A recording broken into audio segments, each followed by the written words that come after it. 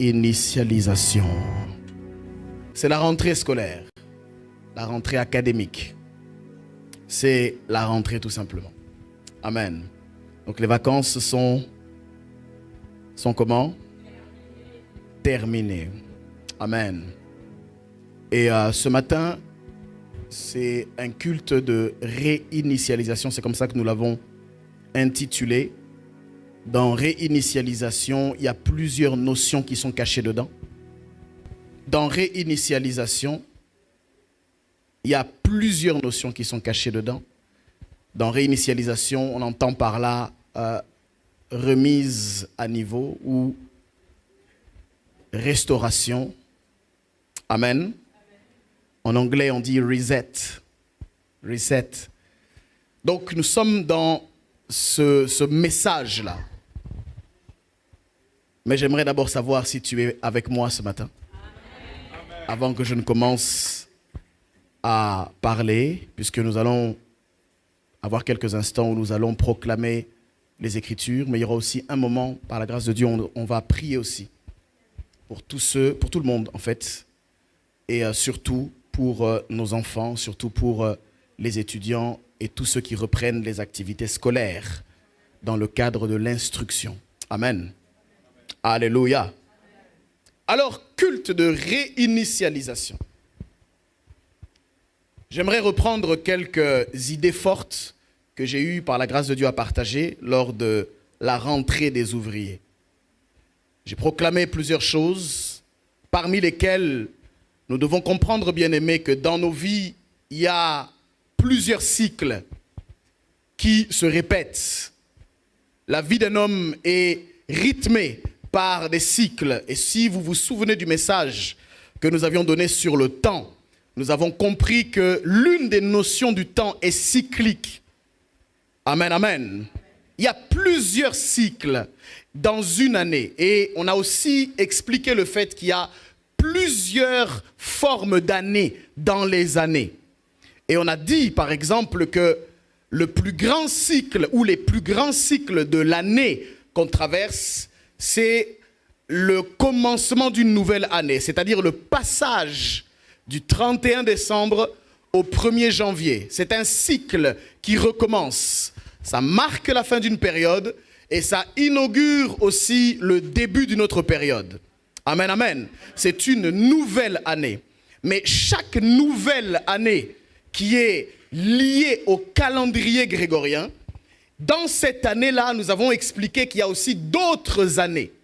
Par exemple, le jour de ta naissance peut être en juin, en juillet, et le jour de ta naissance marque aussi pour toi une nouvelle année. Dans ce cas-là, c'est une nouvelle année de vie. Amen, amen. Alléluia. Donc c'est aussi une nouvelle année dans une année. Nous avons dit qu'il y a aussi dans les cycles annuels des saisons qui se répètent, qui sont cycliques.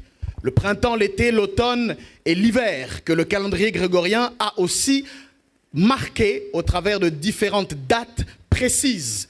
Dans ces années, il y a encore des commémorations, il y a encore des jours spécifiques où nous célébrons certaines choses. Alléluia. Et il y a aussi dans les années ce qu'on appelle de manière générale la rentrée. Amen. La rentrée. Dis avec moi la rentrée.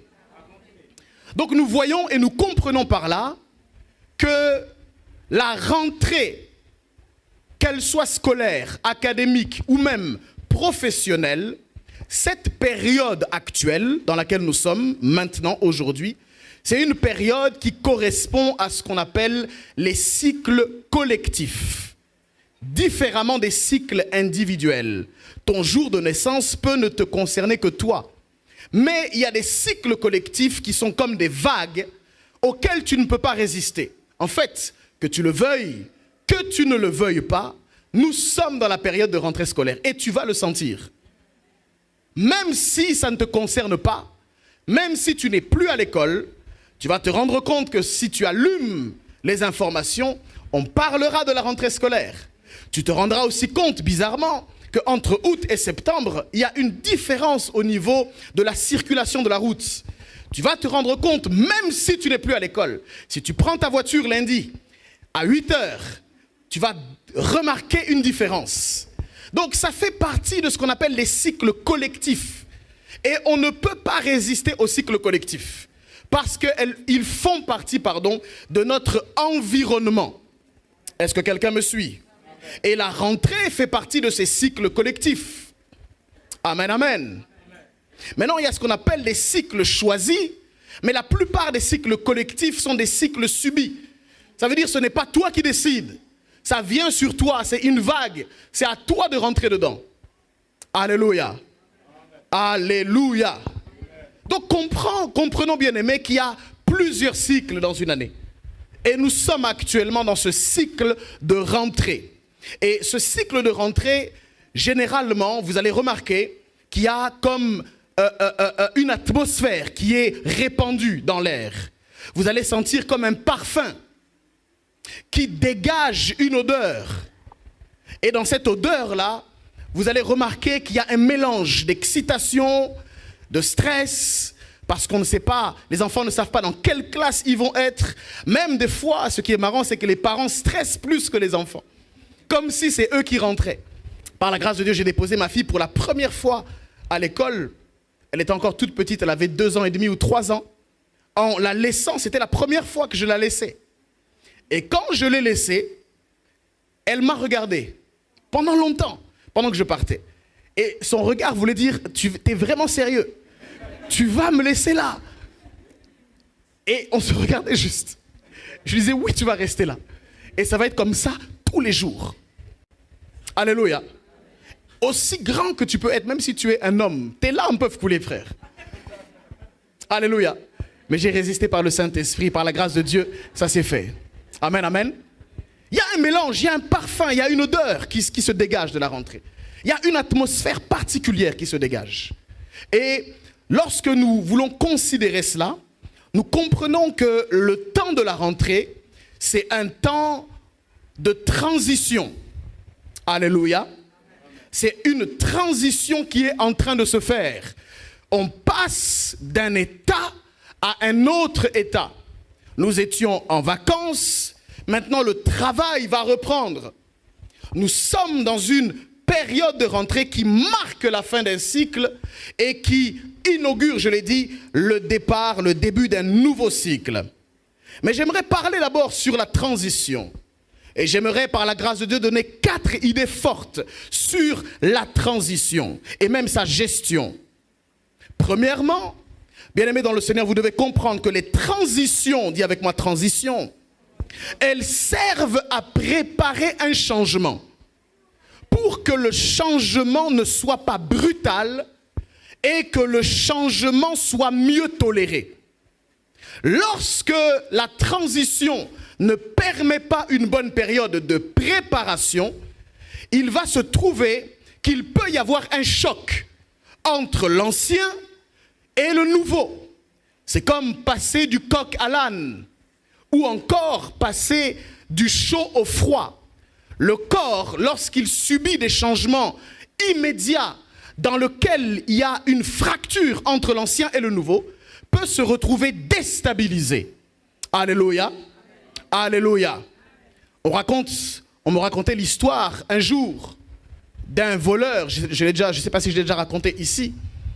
Et chaque fois qu'on attrapait un voleur, vous savez, des fois au pays, les voleurs, quand ils sont attrapés, sont mis dans des situations très complexes.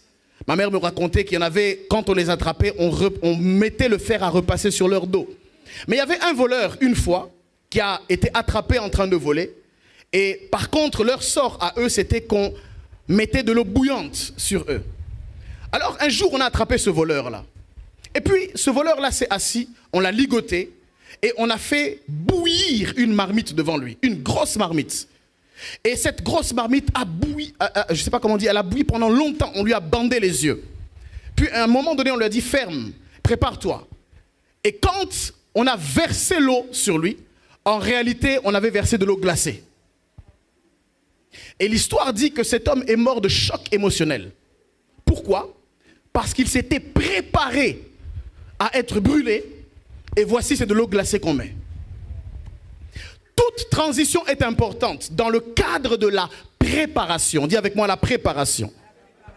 Deuxième chose, bien-aimés, les transitions servent aussi à celui qui va être sujet au changement, qu'il prenne ses marques, qu'il fasse connaissance ou s'accoutume à un nouvel environnement. Lorsqu'il y a des transitions, on le fait pour que la personne puisse commencer à s'habituer à sa nouvelle vie ou encore à un cycle qui recommence. Est-ce que quelqu'un me suit? Troisième chose, les transitions, bien-aimés, vous devez savoir qu'elles peuvent amener de l'inconfort et une forme de déstabilisation. Pourquoi? Parce que les transitions, des fois, nous sortent des sentiers battus. Des fois, les transitions nous sortent de notre zone de confort. Tu étais habitué à un certain style de vie. Les vacances t'avaient amené à vivre d'une certaine manière. Et subitement, si ta transition n'est pas bien faite, le temps de la rentrée peut être un temps de choc pour toi. Et tu peux subir un choc thermique émotionnel. Alléluia. Dis avec moi réinitialisation. Dis avec moi transition. La quatrième chose que tu dois savoir, c'est que pour être bonne, toute transition doit savoir rimer avec adaptation. Est-ce que quelqu'un me suit? Tu dois, lorsque tu es dans une période de transition, avoir la sagesse du caméléon qui peut s'adapter à l'environnement dans lequel il se trouve. Et ainsi, d'une certaine manière, s'accoutumer ou prendre ses marques là où il est. Est-ce que quelqu'un me suit? Tu ne peux pas t'adapter en voulant prendre des nouvelles habitudes, tout en gardant les anciennes. À chaque saison son vêtement, bien-aimé. À chaque guerre son équipement. J'aimerais encourager une personne à demander au Seigneur la sagesse de l'adaptation. Bien-aimé, quand tu ne sais pas t'adapter à l'environnement dans lequel tu es, il est possible que l'accès que tu as eu te soit fermé pour toujours. Il y a des gens qui ont eu des grâces d'accéder à certains niveaux. Il y a des personnes qui ont eu des grâces d'accéder à certains environnements. Ils ont eu une faveur que d'autres n'ont jamais eue. Mais par contre, ils n'ont pas su garder la faveur parce qu'ils ont manqué la sagesse de l'adaptation. Bien aimé, il y a des milieux, si tu veux rester toi-même, tu vas être disqualifié. Il faut apprendre à t'adapter. Même en termes de l'évangile, tu dois savoir t'adapter. Paul a dit quelque chose. Avec les barbares, je me suis fait barbare. Avec les Grecs, je me suis fait grec. Avec les Juifs, je me suis fait juif. Pourquoi? Dans l'objectif de les gagner tous à Christ. Est-ce que quelqu'un me suit ici? Dis avec moi, je dois m'adapter. Donc tu dois te réaccoutumer à un environnement que tu avais perdu. Est-ce que quelqu'un me suit? Et j'aimerais informer quelqu'un d'ailleurs que c'est la haute saison qui arrive pour l'église actuellement. Il y a un vent, je ne sais pas si tu es au courant de ça, que Dieu va souffler dans l'église. Je ne sais pas si je parle à quelqu'un, mais il y a un vent de signes, il y a un vent de prodiges, il y a un vent de miracles qui est en train d'arriver. Je te conseille de t'adapter dès maintenant parce qu'il y a une atmosphère prophétique qui est en train d'arriver. L'atmosphère de prière, l'atmosphère de jeûne, l'atmosphère de supplication. Oh, est-ce que je parle à quelqu'un? Je dis adapte-toi. Dis à ton voisin, adapte-toi. Nous sommes dans une saison où nous voulons récolter, mais seulement après avoir semé. La semence, c'est la préparation. La semence, c'est le fait de commencer à prévoir ce qui doit arriver. Amen, amen. Dis encore avec moi, réinitialisation. Réinitialiser, bien-aimé, nous l'avons dit, c'est remettre un réglage à sa valeur initiale. C'est comme repartir à zéro. Bien-aimé, dans la vie, il est important d'avoir des moments de réinitialisation. C'est important parce que ce sont des moments où nous pouvons nous remettre en question. La réinitialisation est un moment où nous pouvons mesurer un peu notre parcours, où on peut se situer aussi par rapport à nos objectifs. Pourquoi pas les recadrer? Pourquoi pas aussi en établir de nouveaux? Bref, la réinitialisation est quelque chose de normal. Est-ce que tu sais que même Dieu est un Dieu de réinitialisation? Dieu réinitialise et Dieu n'hésite pas quand le besoin s'en fait sentir de réinitialiser les choses. Savez-vous qu'il y a de grandes réalisations ou de grandes choses dans les Écritures, dans la Bible et même dans l'histoire du monde qui ont été réinitialisées? Par exemple, ne sais-tu pas que quand il y a eu le déluge, c'était une forme de réinitialisation. Dieu a vu que l'homme était devenu mauvais et Dieu a décidé de raser par le déluge. Et il y a eu une réinitialisation. Est-ce que tu sais, bien-aimé, que même cette terre sur laquelle nous vivons va être réinitialisée?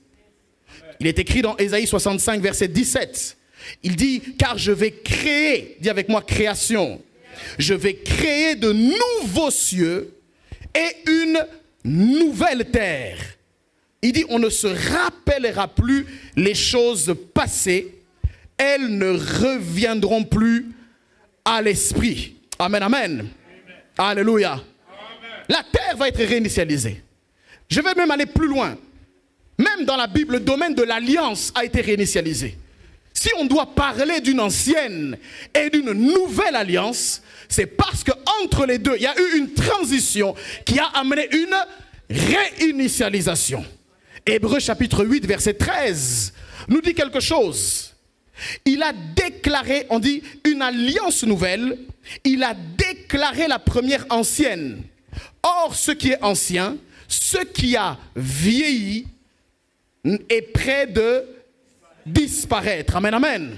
Il y a donc eu une réinitialisation dans les clauses de l'alliance que Dieu a contractée avec son peuple. Amen, amen. Je vais encore te choquer et aller plus loin. Est-ce que tu sais que même toi qui es ici, tu as été réinitialisé?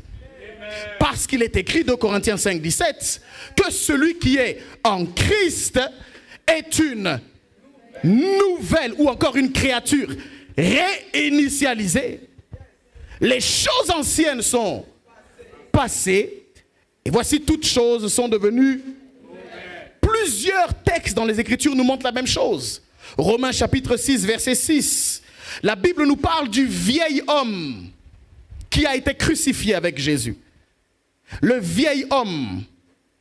Alléluia.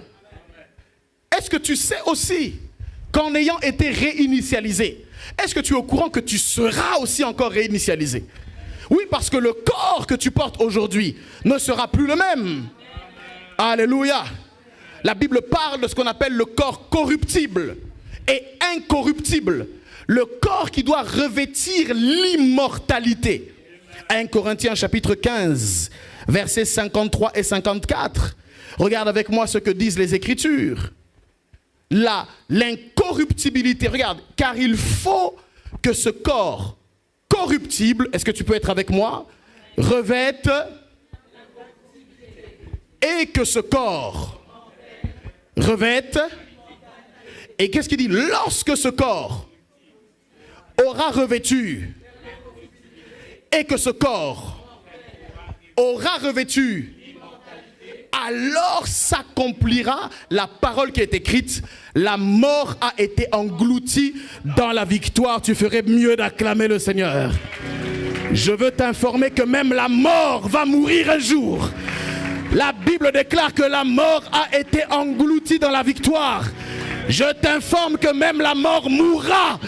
Il y aura une réinitialisation même par rapport à la mort. Car il est celui qui a vaincu la mort.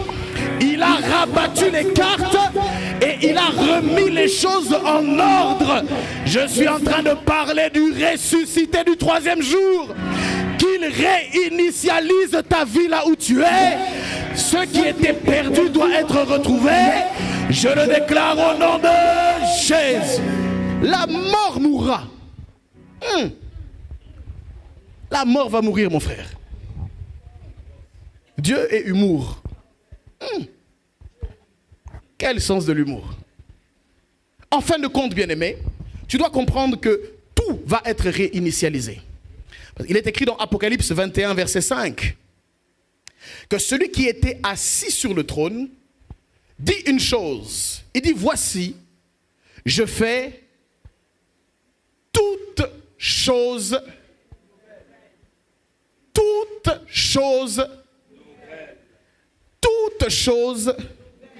nouvelles. Ce que tu vis aujourd'hui, tu ne le vivras pas toujours. Il y aura une réinitialisation. Mais pourquoi réinitialise-t-on? Généralement, bien aimé, on réinitialise pour cause de dérèglement. On réinitialise pour cause de dysfonctionnement. Bien aimé, tu dois comprendre une chose en cette période de rentrée scolaire.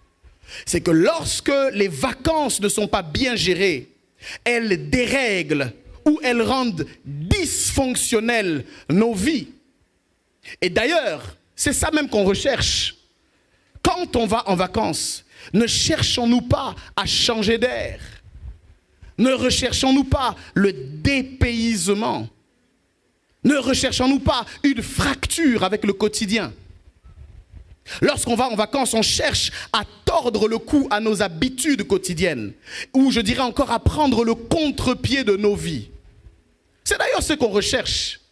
Et lorsqu'on part, la réalité c'est que consciemment ou non, nous nous déréglons sur beaucoup de domaines. On se dérègle au niveau alimentaire. On se dérègle au niveau de notre temps de sommeil. Pour d'autres, ils se dérèglent même au niveau de leur moralité. Parce qu'ils se relâchent. Et en se relâchant, souvent on baisse la garde. En se relâchant, souvent notre degré d'éveil est diminué. Est-ce que quelqu'un me suit? Est-ce que quelqu'un me suit? Mais nous savons tous que c'est éphémère. Nous savons tous que les vacances sont des parenthèses dans notre vie. Nous savons tous que même si nous pouvons vivre pendant une semaine l'espace d'un rêve, ce n'est qu'un temps où la réalité va nous frapper encore en face à nouveau. Est-ce que quelqu'un me suit ici? Mais tu peux être roi là où tu es. Tu peux être roi pendant une semaine à Dubaï. Mais dans ta tête, tu sais. Est-ce que quelqu'un me suit? Est-ce que quelqu'un me suit? Bien aimé, sois sage. Certains d'entre nous, nous rentrons au pays, nous sommes rois là-bas. Et nous voulons donner l'impression que nous avons tous les moyens. Pendant qu'ici, nous avons du mal même à joindre les deux bouts. Dieu te voit, frère et sœur. Est-ce que quelqu'un me suit? Est-ce que quelqu'un me suit? Tout dépend de l'environnement dans lequel tu opères. Il y a des choses, tu peux faire le beau ailleurs. Mais il y a d'autres endroits où le beau que tu fais ailleurs, tu n'es rien. Je me souviens, il y a une époque où je travaillais, j'étais agent périscolaire, je travaillais avec des enfants, maternelle, primaire. Ils avaient tous peur de moi. J'étais le grand chat noir. J'étais le grand Manitou là-bas. Mais il y avait un autre environnement, je travaillais en même temps dans une société où j'étais le plus petit, où je n'étais personne. Alléluia. Alléluia. Que les réseaux sociaux ne te fassent pas croire que l'auditoire qui est là, les abonnés que tu as, sont forcément ceux qui t'approuvent. Est-ce que quelqu'un me suit? Est-ce que quelqu'un me suit? Mieux vaut être d'une condition humble et avoir un serviteur que de faire le glorieux et de manquer de pain. Proverbe 12, verset 9. Bien aimé, la réinitialisation, c'est que les points soient remis sur les i et les barres sur les t. La réinitialisation, c'est le fait que les pendules soient remises à l'heure. C'est accepter que l'idée que l'église revienne au centre du village soit faite. Alléluia. Mais tout commence d'abord dans ton état d'esprit. La réinitialisation va de pair avec ce qu'on appelle le retour à la norme. Est-ce que quelqu'un me suit? Dans les Écritures, il y a une personne qui a eu besoin d'une réinitialisation. Il était rentré après être sorti. La Bible nous en parle dans Luc chapitre 15, au verset 24. Nous voyons la fin de son histoire. Cette histoire, c'est l'histoire d'un homme qu'on appelle le fils prodigue. Regardons ensemble ce qui est écrit. car mon fils que voici était... Est-ce que tu es avec moi? Est-ce que tu es avec moi d'abord? Je veux m'assurer que tu es avec moi. Il est écrit quoi? Car mon fils que voici était, et il est revenu à la vie. Il était perdu et il est... Et ils commencèrent à se réjouir. Alléluia. Voilà l'histoire que nous connaissons de manière générale. On n'a pas le temps de le lire, vous pourrez la lire à la maison. C'est l'histoire du fils prodigue. Voilà un homme, voilà un fils qui était parti, mais qui est retourné chez lui. Voilà un fils, quand je lis cette phrase, qui s'était égaré et qui est retourné à la maison. Alléluia. On dit, mon fils que voici était mort et il est revenu à la vie. Il était perdu et il est retrouvé. C'est une forme de retour. Parce que chaque fois qu'on parle de réinitialisation, qu'on fait référence à la rentrée, on fait référence aussi à un retour, à la case départ, à un retour de là où on était parti, à un retour de là d'où on a fui. Alléluia. Mais ce que j'aime dans cette histoire, c'est qu'avant de retourner ou avant de retrouver la maison, il est d'abord retourné à la raison. Alléluia. Parce que toute réinitialisation est d'abord interne avant d'être externe. Dis avec moi, la réinitialisation est d'abord intérieure avant d'être extérieure. Nous sommes dans cette période de rentrée. Mais j'aimerais te parler de la plus grande rentrée que tu dois faire. Avant de rentrer physiquement, tu dois d'abord rentrer quelque part. Et ce quelque part dont je veux te parler, ce n'est nulle part d'autre que toi-même. Alléluia. Alléluia. Luc chapitre 15, verset 17. Regardons ensemble ce qui est écrit dans les Écritures. Il est écrit quoi? Allons-y, 1, 2, 3. Étant rentré où? Où ça? Étant rentré en lui-même. Il se dit, combien de mercenaires chez mon père ont du pain en abondance? Et moi, ici, je meurs de faim. Continue. Il dit quoi? Je me lèverai, j'irai vers mon père et je lui dirai, mon père, j'ai péché contre le ciel et contre toi. Est-ce qu'on peut acclamer la parole du Seigneur?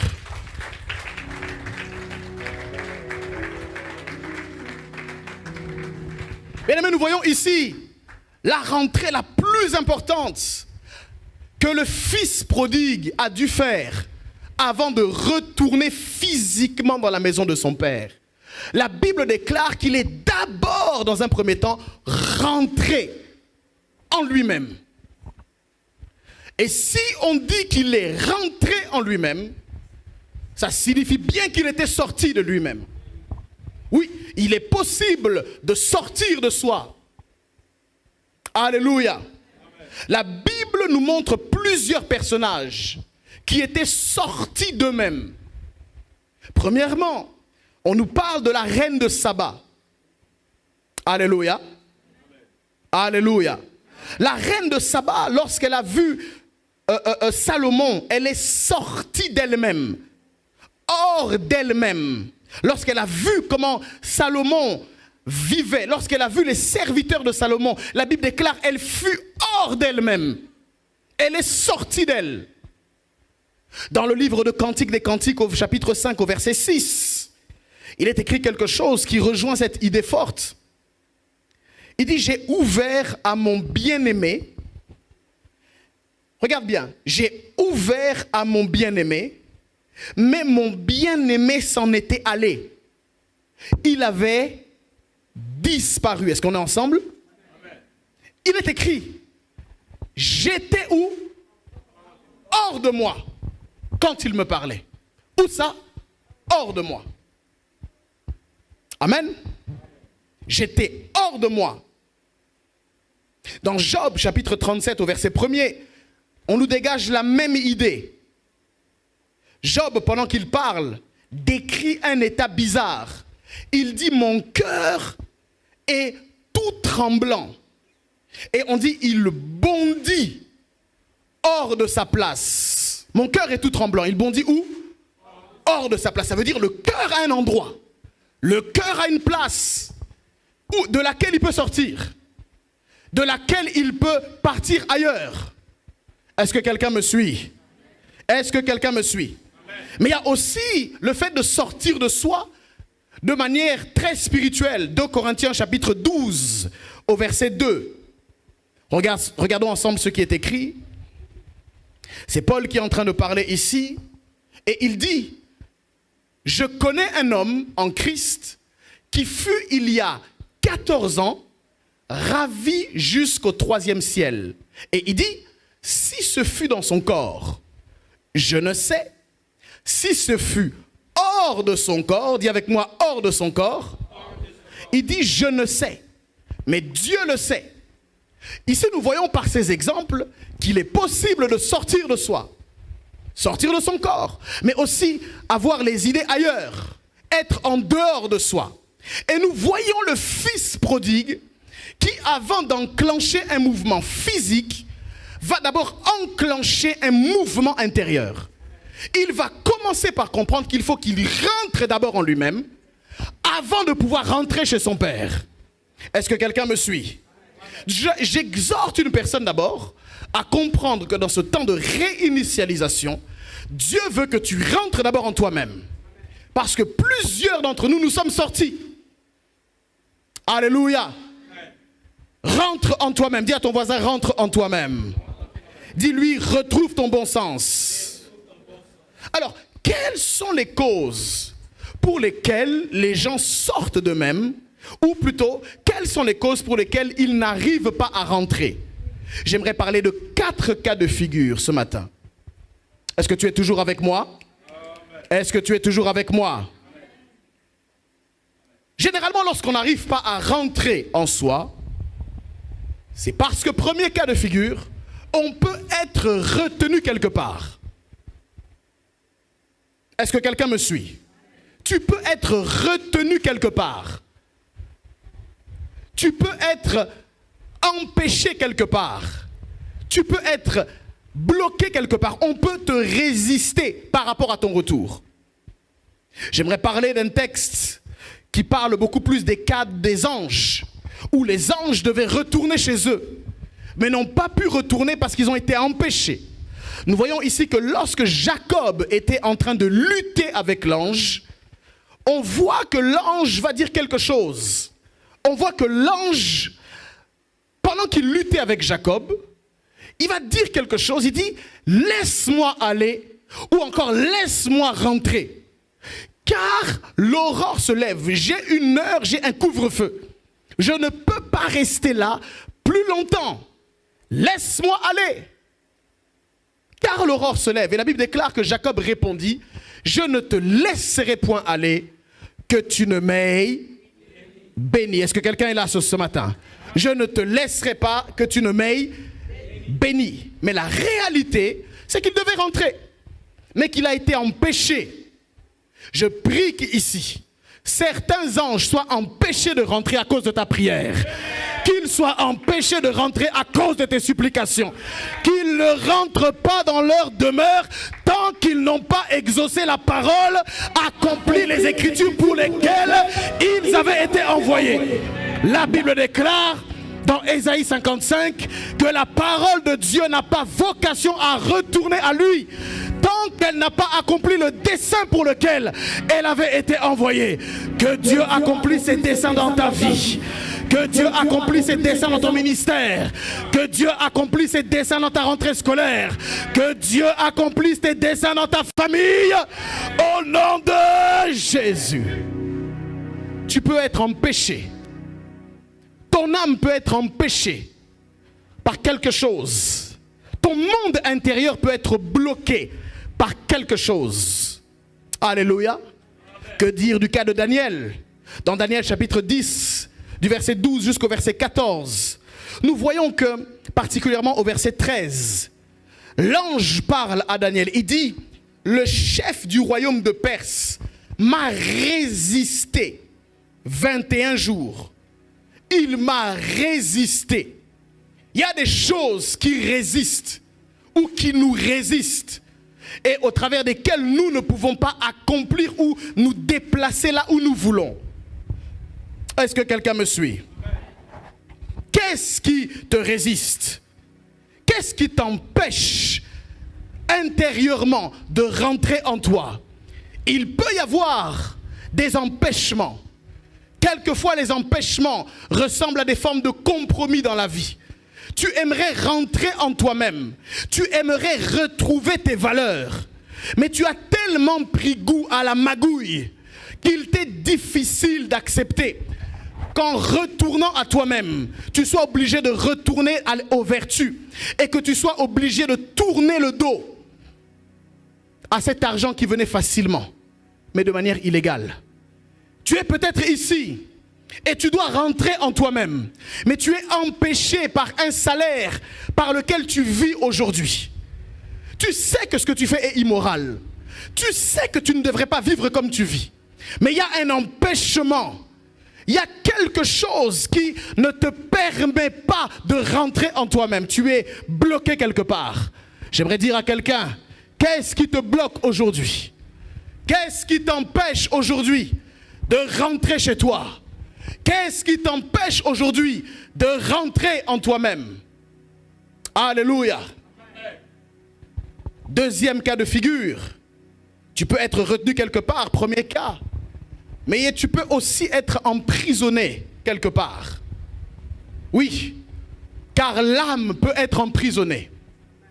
David va dire quelque chose de très important dans le livre des psaumes. Au psaume 142, verset 8. Il prie le Seigneur, il dit, tire mon âme de sa prison. Est-ce que quelqu'un me suit? Amen.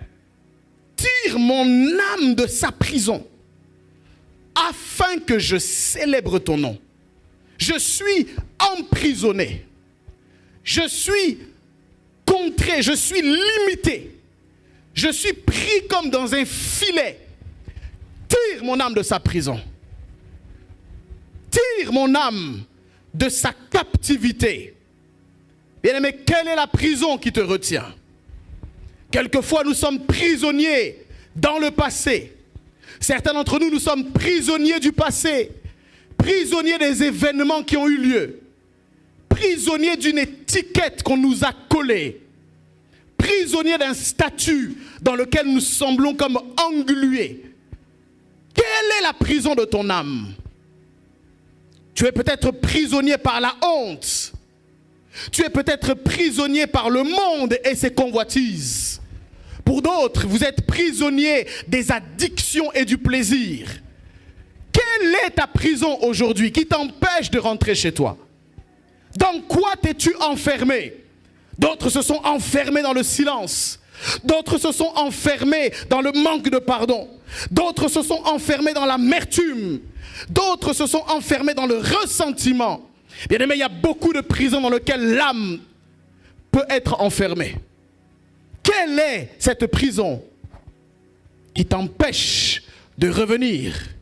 Est-ce la tristesse, la dépression? Tu te sens prisonnier de la dépression. Qu'est-ce qui t'empêche de revenir à toi-même? Alléluia. Amen. Il y a donc des prisons. Mais s'il y a des prisons, il y a aussi des libérateurs. Et j'ai une bonne nouvelle pour toi. La bonne nouvelle, c'est qu'un jour, il y a eu un homme qui est venu sur la terre. Et il a déclaré dans Luc chapitre 4, verset 18. Il a déroulé le livre qui citait le prophète Ésaïe.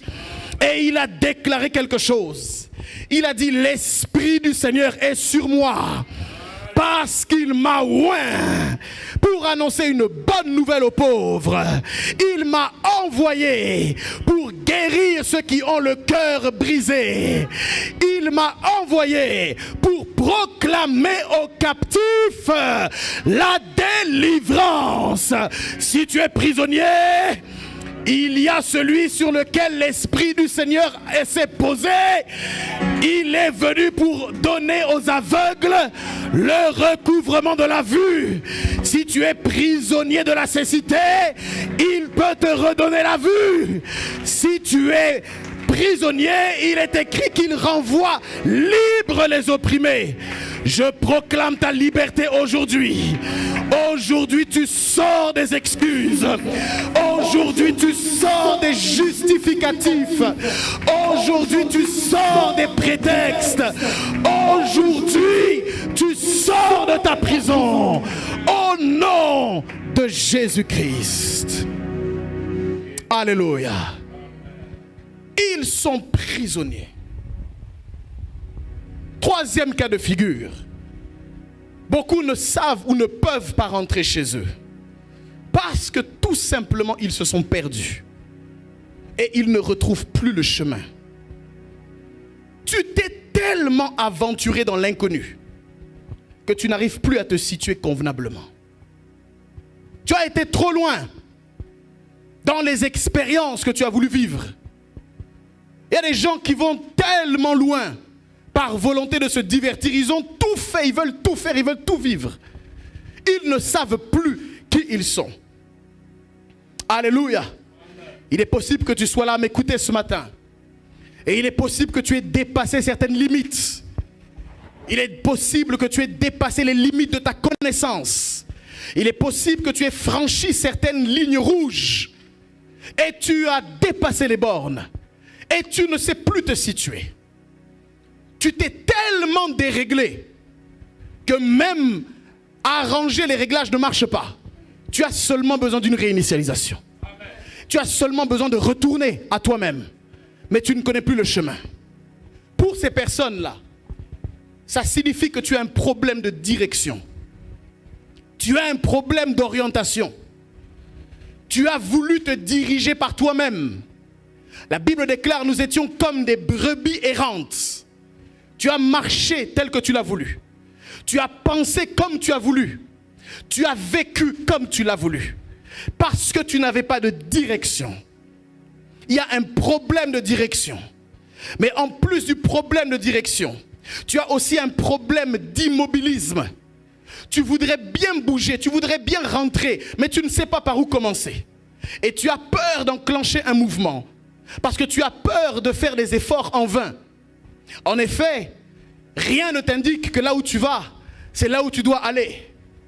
Et c'est compréhensible que personne ne veuille vraiment prendre des risques là où il n'a aucune certitude. Est-ce que quelqu'un me suit? Amen. Tu as un problème de direction.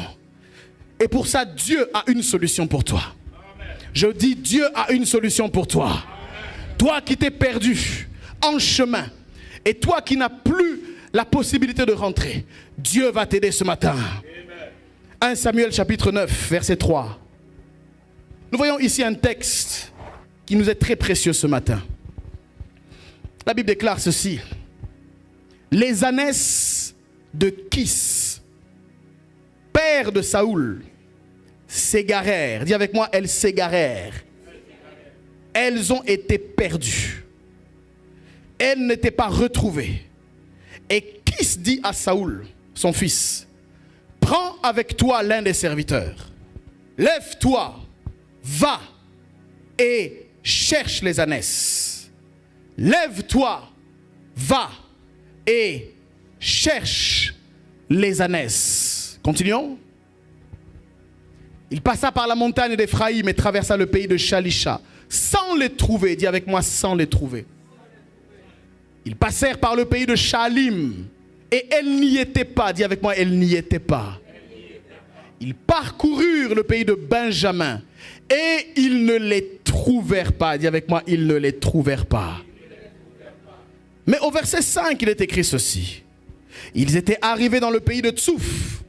Lorsque Saoul dit à son serviteur qui l'accompagnait, viens, retournons, de peur que mon père, oubliant les ânesses, ne soit en peine de nous. Dis avec moi, le Père est en peine de moi. Le Père est en peine de moi. Dis-le. Maintenant, on va sauter pour aller plus vite. Au verset 20, Maintenant, regarde ça. Le serviteur lui dit, voici, il y a dans cette ville un homme de Dieu, et c'est un homme considéré. Tout ce qu'il dit ne manque pas d'arriver. Allons-y donc. Peut-être nous fera-t-il connaître le chemin que nous devons prendre. Dis avec moi, connaître le chemin que nous devons prendre. En d'autres termes, peut-être nous aurons une direction. En d'autres termes, certainement que nous allons avoir une clarté dans les instructions qui vont nous être données. Est-ce que quelqu'un me suit? Continue ensuite. Saoul dit à son serviteur, mais si nous y allons, que porterons-nous donc à l'homme de Dieu? Car il n'y a plus de provisions dans nos sacs et nous n'avons aucun présent à offrir à l'homme de Dieu. Qu'est-ce que nous avons? Le serviteur reprit la parole et dit à Saoul, voici, j'ai sur moi le quart d'un sicle d'argent.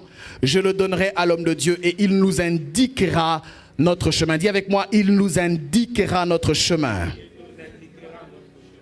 Autrefois en Israël, quand on allait consulter Dieu, on disait venez et allons au voyant. Car celui qu'on appelle aujourd'hui le prophète s'appelait autrefois le voyant.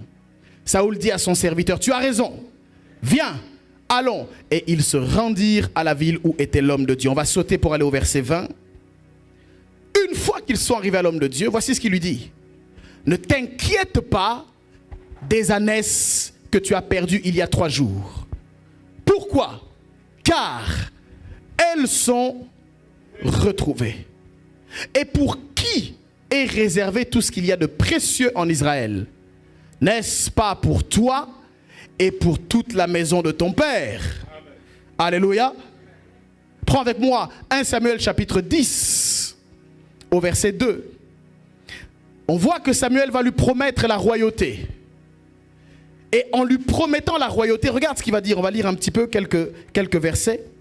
Il est écrit ceci. Aujourd'hui, c'est Samuel qui parle à Saoul.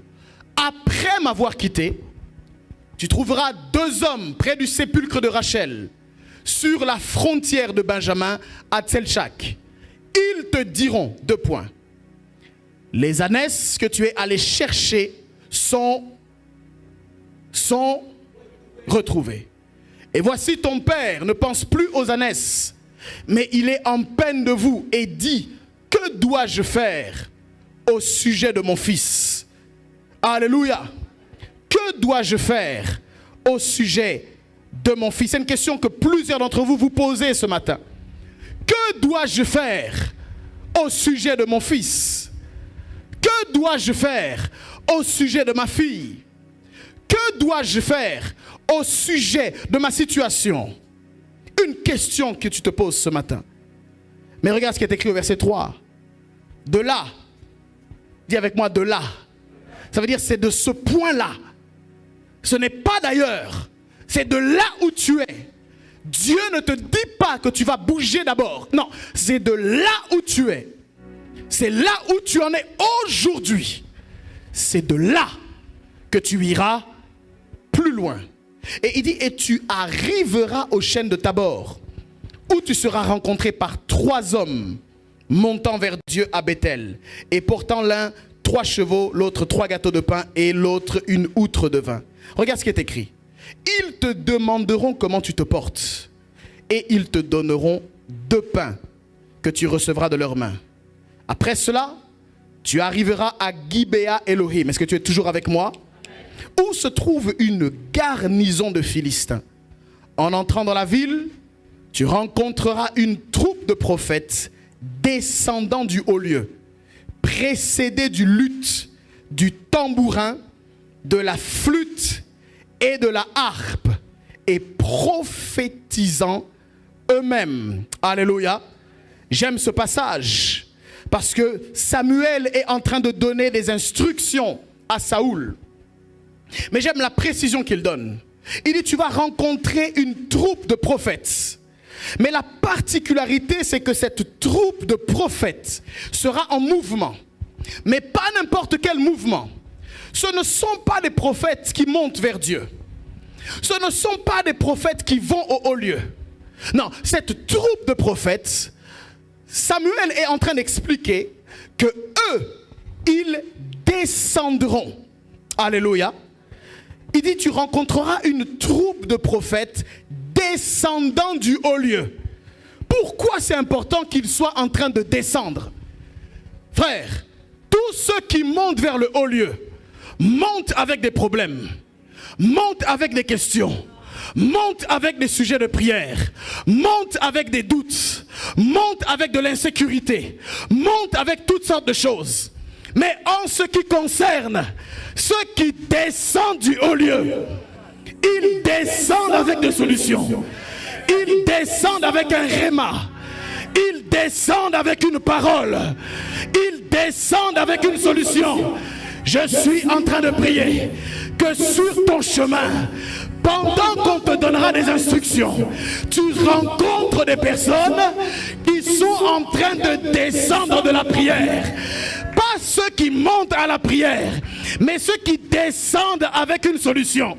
Je suis en train de prier que tu rencontres un Moïse qui descend avec les tablettes de la loi, qui descend avec la Torah, qui descend avec la parole de Dieu. Bien-aimé, il y a de ceux qui montent, mais il y a aussi de ceux qui descendent. Quand tu montes, ça veut dire que tu étais en bas. Mais quand tu descends, c'est parce que tu as touché au sommet. Je suis en train de prier que le vendredi 8, tu fasses partie de cette troupe de prophètes. Que toutes les personnes qui te rencontrent, alors que tu descendras de la montagne, alors que tu descendras de la présence de Dieu, je prie que tu sois une solution. Tu ne seras plus celui qui écoutera les oracles, mais tu seras de celui qui les donnera aux autres. Je prie que tu sois une solution pour ton environnement. Le vendredi 8, tu descendras avec la parole. Le vendredi 8, tu descendras avec la Torah. Le vendredi 8, tu descendras avec la solution de Dieu. Celui à qui j'ai parlé, dis un amen bien comme il faut. Dis encore amen bien. Ils descendront. L'esprit, verset 6, de l'Éternel te saisira. Tu prophétiseras avec eux. Et tu seras changé en un autre homme. Lorsque ces signes auront eu pour toi leur accomplissement, fais ce que tu trouveras à faire. Parce que là, Dieu est avec toi. La différence, c'est que Dieu sera avec toi. Frère, quand Dieu est avec toi, fais ce que tu trouveras à faire. Quand tu sais qu'il est avec toi, il n'y a pas d'histoire de chercher. Fais ce que tu trouves à faire. Le problème, ce n'est pas seulement ce que tu fais. Le problème, c'est est-ce qu'il est avec toi? Si Dieu est avec toi, fais ce que tu trouveras à faire. Au nom de... Et il dit ensuite, puis tu descendras avant moi à Gilgal.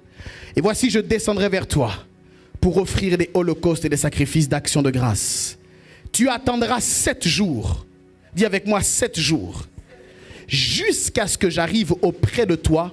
Et encore une fois que je te dise ce que tu dois faire. Dis avec moi que je te dise ce que tu dois faire. Dis avec moi les instructions divines. Dès que Saoul eut tourné le dos pour se séparer de Samuel, Dieu lui donna un autre cœur. Dis avec moi un autre cœur. Et tous ces signes s'accomplirent le même jour. Lorsqu'ils arrivèrent à Gibéa, voici une troupe de prophètes vint à sa rencontre. L'Esprit de Dieu le saisit et il prophétisa au milieu d'eux. Tous ceux qui l'avaient connu auparavant virent qu'il prophétisait avec les prophètes. Et l'on se disait l'un à l'autre dans le peuple, qu'est-il arrivé au fils de Kis? Saoul est-il aussi parmi les prophètes? Quelqu'un de Gibéa répondit, et qui est leur père? De là le proverbe, Saoul est-il aussi parmi les prophètes? Amen. Amen, amen. Tu peux acclamer très fort la parole de Dieu. Alléluia. Donne un amen bien à Jésus. Saoul a compris qu'il était perdu. Et Saoul a compris que parce qu'il était perdu, il avait besoin d'instruction. Il avait besoin que quelqu'un lui dise quoi faire. Est-ce que quelqu'un me suit? Certains d'entre vous, vous avez besoin juste de l'humilité pour comprendre que vous êtes perdu, pour comprendre que vous êtes en train de gamberger. En fait, tu vis, mais tu ne vis pas. En fait, tu marches, mais c'est pour aller nulle part. Quelqu'un a dit, à raison, je crois, qu'il est plus important d'avoir une direction que d'avoir de la vitesse. Car tu peux aller très vite, mais nulle part. Est-ce que quelqu'un me suit? Tu as besoin de direction. Tu as besoin d'instruction. Il ne s'agit pas de courir comme dans le vide, de battre comme battant l'air. Il faut aller quelque part. Est-ce que quelqu'un m'a suivi? Et Saoul avait compris premièrement, comme il n'était nulle part, il a d'abord obéi à une instruction de son père. Mais après avoir obéi à cette instruction, il va obéir à l'instruction d'un autre père qui était prophète. Parce que chaque fois qu'il y a la notion d'un père, il y a aussi la notion d'un repère. Quand tu ne sais pas où tu es, le pire dans tout ça, c'est de ne pas savoir comment te situer. C'est important dans la vie d'avoir des repères. Quand tu n'as pas de repères, tu ne peux pas avoir une idée sur ta progression. Tu ne peux pas te dire que je suis parti de quelque part pour aller autre part et que je suis à X endroit. La personne qui n'a pas de repères est une personne qui vit au hasard.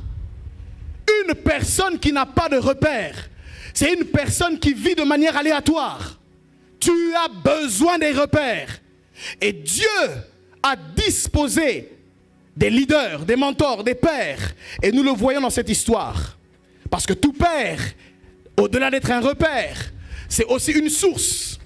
Et toute source libère des ressources par la suite. Tout ce que tu as vient de quelque part. Tout ce que j'ai vient d'un endroit. Est-ce que quelqu'un me suit?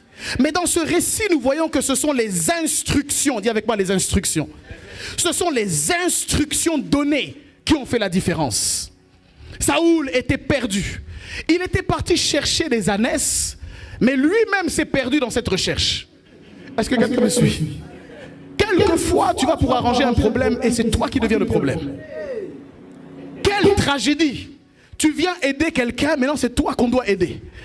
Regarde comment les situations basculent dans la vie. C'est comme être la monnaie du singe. Est-ce que quelqu'un me suit? Est-ce que quelqu'un me suit? Je proclame que ça va arriver à tes ennemis. Tous ceux qui étaient en train de creuser une fosse pour te mettre, ils tomberont eux-mêmes. Tous ceux qui t'enverront des flèches pour t'atteindre, ça se retournera contre eux. L'arroseur sera arrosé. Celui qui voulait te tuer sera tué lui-même. Au nom de... Ça va arriver à tes ennemis. Amen, amen. Amen. Bien-aimé, c'est en cherchant les ânesses que Saoul a trouvé son destin. C'est en obéissant à son père que David a rencontré sa destinée. Est-ce que quelqu'un me suit? C'est en obéissant à Dieu que Abraham a croisé sa vocation. Toute instruction à laquelle tu obéis par rapport à un leader que Dieu a établi est une porte de sortie dans le rond-point dans lequel tu es et dans lequel tu n'as pas pris une direction. Je prie qu'à partir de cette saison, Dieu t'accorde la direction. Je prie qu'à partir de cette saison, il t'accorde des instructions divines. Est-ce que quelqu'un est en train de me suivre?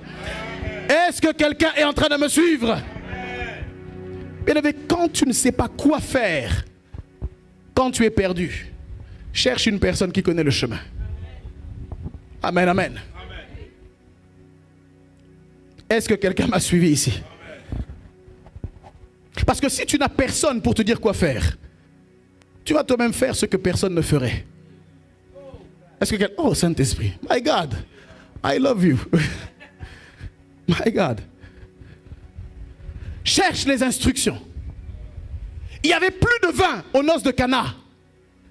On était perdus, on ne savait pas quoi faire. Mais Marie avait une idée. Elle a dit au serviteur, faites ce qu'il vous dira. En d'autres termes, suivez l'itinéraire qu'il va vous montrer. Je suis ici ce matin pour te présenter une personne qui ne va pas seulement te donner des instructions, qui ne va pas seulement t'indiquer le chemin, mais qui est lui-même le chemin.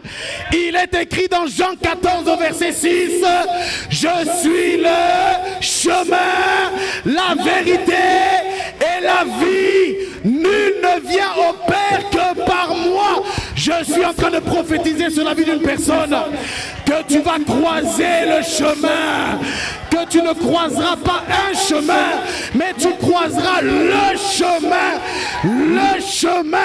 le seul, l'unique, Jésus-Christ de... Ça, c'est la bonne nouvelle pour toi ce matin. Dis avec moi, réinitialisation. Tu dois revenir sur le droit chemin.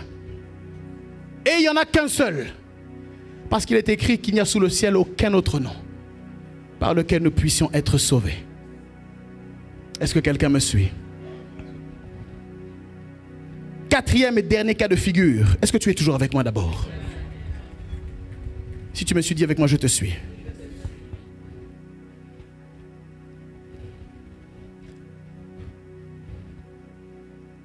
On peut être perdu, troisième cas de figure, mais on peut ne pas rentrer chez soi aussi parce que la maison est occupée par des squatteurs indésirables qui en plus se payent le luxe de fermer à clé. Le diable et ses démons sont tellement mauvais. Des fois, ils ont l'audace d'expulser les gens de chez eux et de s'établir comme si c'était chez eux. Est-ce que quelqu'un me suit ici? Il t'expulse de chez toi. Il s'installe chez toi. Il prend ses quartiers chez toi et il vit comme si c'était chez lui. La Bible nous parle de cela. Matthieu chapitre 12, verset 44. Jésus dit, lorsqu'un esprit impur est sorti d'un corps, il va vers les lieux arides, chercher du repos. Et n'en trouvant point, il dit, écoutez son langage, je retournerai dans ma maison. C'est ce qu'il dit. Il dit, je retournerai. Il qualifie ça dans ma maison. Quel culot. D'où je suis sorti. Regardez, c'est écrit. Et quand il arrive, il la trouve vide, il la trouve balayée et il la trouve ornée. Il s'en va et il prend avec lui 7 autres esprits plus méchants que lui. Ils entrent dans la maison, s'y établissent et la dernière condition de cet homme est pire que la première. Il en sera de même pour cette génération méchante. Alléluia. Il est donc possible de ne pas pouvoir entrer chez soi, tout simplement parce que chez soi est devenu chez quelqu'un d'autre. Et que c'est occupé. Et que tu ne peux plus rentrer. J'ai vu dernièrement un documentaire où on voyait un propriétaire qui ne pouvait plus rentrer chez lui. Parce qu'il y avait des squatteurs qui étaient protégés par la loi et qui empêchaient que le propriétaire ait accès dans la maison pour laquelle il a souffert. On avait changé les serrures et il ne pouvait plus avoir accès chez lui. Ce pourquoi il a travaillé pendant plus de 25 ans. Il ne peut plus avoir accès parce qu'il y a des squatteurs indésirables. Et il n'y a rien de pire dans la vie que de transpirer et de ne pas pouvoir bénéficier du fruit de son labeur. Je prie que cela ne t'arrive pas. Et je suis en train de te donner plein droit au nom de Jésus-Christ. Que tout squatteur indésirable soit expulsé de ta vie au nom puissant de Jésus. Je déclare illégal toute occupation et toute habitation qui n'est pas voulue et qui n'est pas consentie. Tu as le droit au nom de Jésus-Christ de dire dehors forme d'intrus. Tu as le droit, à cause de Jésus-Christ et en son nom, de chasser tous les squatteurs indésirables. Amen. Tu n'es pas obligé de cohabiter. Tu n'es pas obligé d'avoir des compromis. Abat les compromis. Abat les squatteurs indésirables. Tu as le droit de vivre une vie libre et de rentrer chez toi. Parce que ton corps est ta propriété. Est-ce que quelqu'un me suit? Et je dirais même, elle est la propriété du Seigneur. Ce serait donc une insulte que le propriétaire ne puisse pas rentrer. Si tu n'arrives pas à rentrer, on va demander au Saint-Esprit. Personne ne lui résiste. Personne ne lui résiste. C'est lui le propriétaire, le Seigneur. Il rentrera parce qu'il est écrit, ne savez-vous pas que votre corps est le temple du Saint-Esprit et que l'Esprit de Dieu habite en vous? Le Saint-Esprit habitera en toi et en moi. Je ne serai pas possédé par un autre esprit que le Saint-Esprit. Je ne serai pas investi par autre chose, par une autre personne que le Saint-Esprit. Uniquement le Saint-Esprit. Tu dois désirer le Saint-Esprit. Tu dois rechercher le Saint-Esprit. Tu dois soupirer après le Saint-Esprit.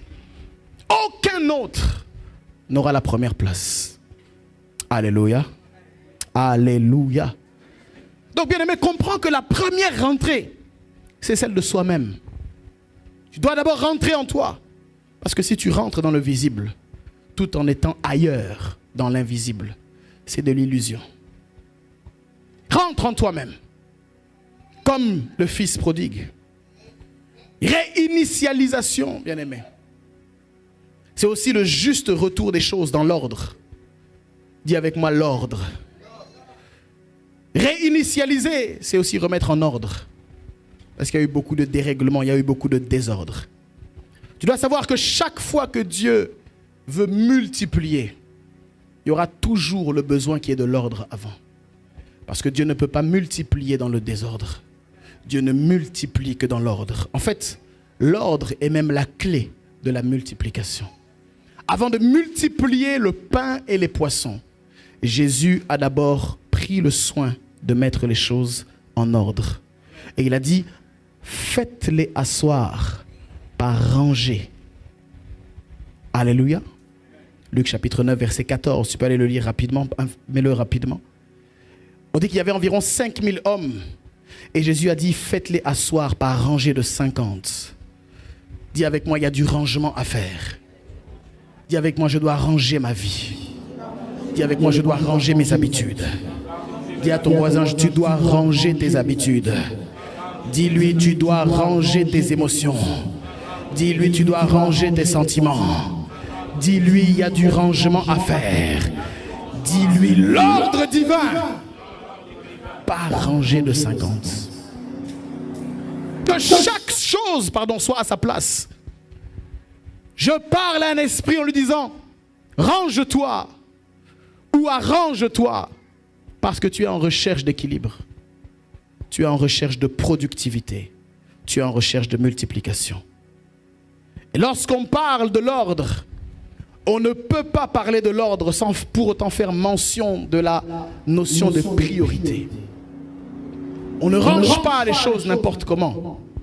Et on ne range pas, quand on parle d'ordre, il y a aussi des ordres de priorité. Et j'aimerais avant que nous puissions prier, te donner 4 priorités. 4 priorités que tu connais. 4 priorités sur lesquelles j'aimerais qu'en cette rentrée scolaire, tu puisses t'appliquer dans le cadre de la réinitialisation. Premièrement et première priorité, cherche premièrement le royaume des cieux et sa justice. Cherche premièrement, pas après, pas en second lieu, pas quand tu as le temps, pas quand tu en as envie, pas quand tu le sens ou que tu ne le sens pas. Fais-en une priorité. Cherche premièrement le royaume des cieux et sa justice. Et tout ce que tu cherches, la réussite, tout ce que tu cherches, l'épanouissement, tout ce que tu cherches te sera donné par-dessus. Deuxième priorité que je te donne en cette période de rentrée et dans ce message de réinitialisation. Garde ton cœur plus que toute autre chose. Proverbe chapitre 4 verset 23. Garde ton cœur plus que toute autre chose. Plus que tes économies. Plus que ton épargne. Plus que ta voiture. Plus que ton travail auquel tu tiens tant. Même plus que toi. Même plus que tes enfants. Même plus que ta femme. Garde-le plus que toute autre chose. Je ne fais que lire les Écritures.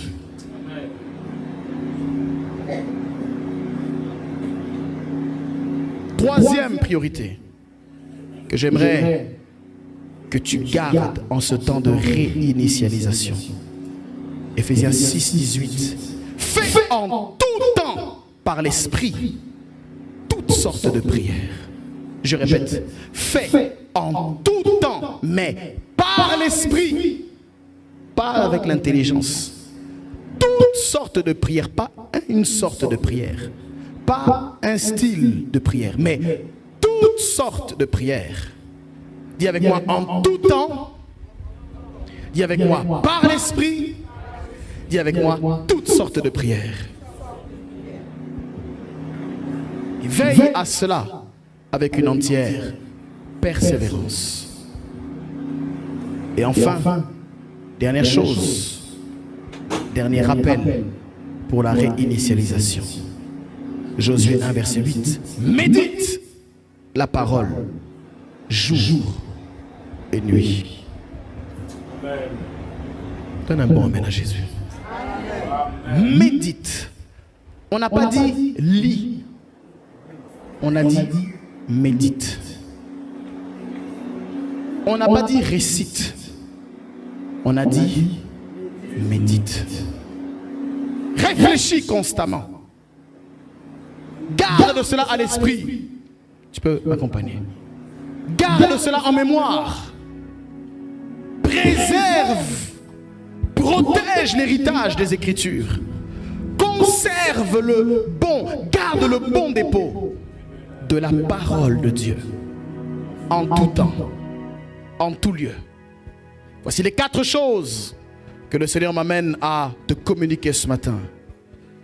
Pour te dire simplement ceci, c'est que ton aptitude à durer dans le temps, ton aptitude à résister au travers des épreuves, va résider dans ta capacité à rester fidèle aux fondamentaux, ou encore rester fidèle à ces 4 choses. Bien-aimé, 4 priorités que je te donne. Mais je t'en donnerai même une 5e. Aime Dieu de tout ton cœur, de toute ton âme, de toute ta force et de toute ta pensée. Je croyais qu'il y avait des amoureux de Dieu ici. Aime Dieu plus que tout. Adore-le et vis pour son plaisir au-delà de ce que tu pouvais penser. Fais-en une pratique quotidienne. Oui, aime Dieu et aime ton prochain.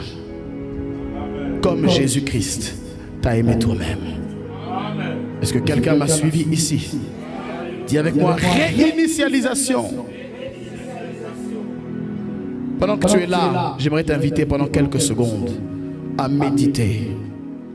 Je ne sais pas à quel moment Dieu t'a parlé, mais je sais que Dieu t'a parlé. Je sais qu'il s'est adressé à toi. Et j'aimerais que tu te prépares là où tu es.